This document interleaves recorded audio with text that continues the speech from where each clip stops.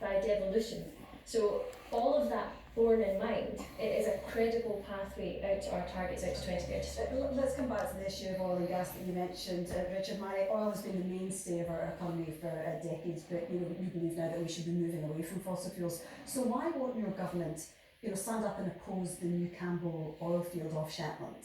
Yeah, I mean, just a couple of points on that. So we have been clear that in a climate emergency, the unlimited extraction of hydrocarbons is not compatible. So just last week we commissioned advice and research from Ernst & Young to tell us what level, if any. So does that mean you oppose Campbell then? On Campbell, the decision on Campbell is not in our hands. It would be wrong for me to sit here. You can take a stance, can't you? Yeah. If it was in your hands. Yeah, no, we have taken a stance, and our stance is that this, like others, should be assessed against very, very rigid, climate-based, Paris Agreement-based. You're sitting on the fence though, if you say that, aren't you, Màiri? We're really not. It's not in our hands, and our position is very clear that this and others should be assessed against Paris. It should be assessed against the climate agreement and the climate emergency, and if not compatible, should not go ahead. Well, the UK Government Scottish Secretary Chage says in all our net zero planning for 2050, all our licences on North Seas are in the planning for that, including Campbell. It's priced into our existing plans.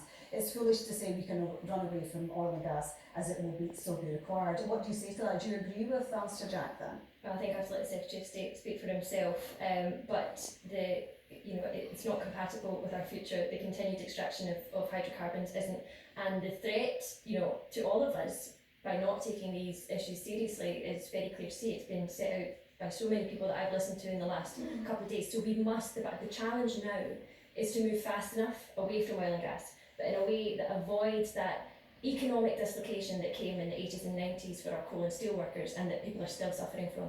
Chris, what do you think about the Scottish Government and Màiri's stance on Campbell?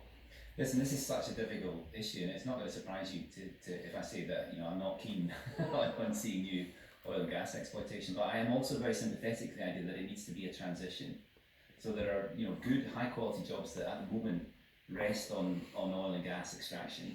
We need to move as quickly away from our demand and use of fossil fuels as we can, and with that we need to move as quickly as we can away from the production of oil and gas. And of course there is a link back to some of the issues that tie in here, like carbon capture, like offshore renewables. The point is we're not moving fast enough on this yet.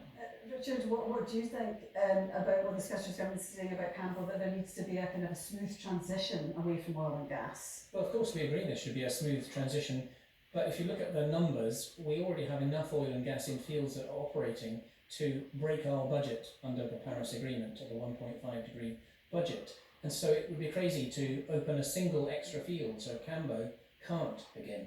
So that's our position on Cambo. And just on the sitting on the fence, if you think that, of course, nuclear weapons are a reserved matter, but the SNP has not been shy for 40 years of saying what it thinks about weapons being on the Clyde. So this is an issue where the SNP absolutely is on a journey, and I welcome that. The language is changing, the thinking is evolving. We agree very closely on the need for a just transition, but we're not quite at the stage where the SNP can actually say no to Cambo, and that would be a big step. That would be a very welcome step indeed. Okay, well, Leonardo DiCaprio